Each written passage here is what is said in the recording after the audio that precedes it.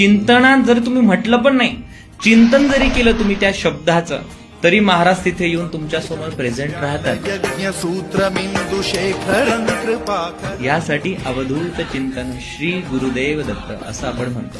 सनातन हिंदू धर्मामध्ये तुम्ही कोणतीही परंपरा उचला, कोणत्याही परंपरेचा तुम्ही अभ्यास करा, जेव्हा तुम्ही तिचा मूळ शोधण्याचा प्रयत्न करणार, तो मूळ फक्त एका ठिकाणी येऊन पोहोचतो आणि ते म्हणजे भगवान दत्तात्रय.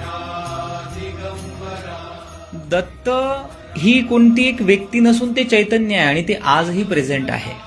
एखादी जो दत्त उपासक असेल ना, तुम्ही त्याला बघा, जेही दत्त उपासक असतील त्यांचा नेचरशी खूप जास्त कनेक्ट ते असतात. त्यांना झाडे, पानं, फुलं, नदी, प्राणी, पक्षी यांच्याविषयी त्यांना खूप आदर भाव येतो, आकर्षण असतं. म्हणजे नेचरशी कनेक्टिव्हिटी जी त्या लोकांची वाढते. हे काय?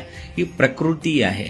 दत्त महाराजांची जर उपासना आपल्याला करायची असेल तर ती कशा पद्धतीने केली जाते, कुठले मंत्र म्हटले जातात किंवा काय? त्यावेळी मला कळलं की असं एक तत्व आहे या अख्ख्या ब्रह्मांडामध्ये की जेव्हा तुम्ही त्या तत्वाचं स्मरण करता, ते तत्व तुम्हाला प्रत्येक वेळी मदत करतं.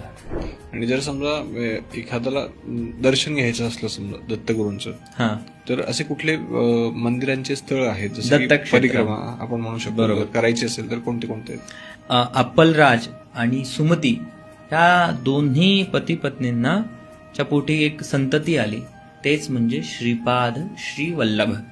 दत्त संप्रदायामध्ये गुरुचरित्राला अनन्य साधारण महत्व आहे. जीवनाचं सगळं भोग, जीवनातल्या सगळ्या समस्या, एक एक अध्यायाचं एक एक फल.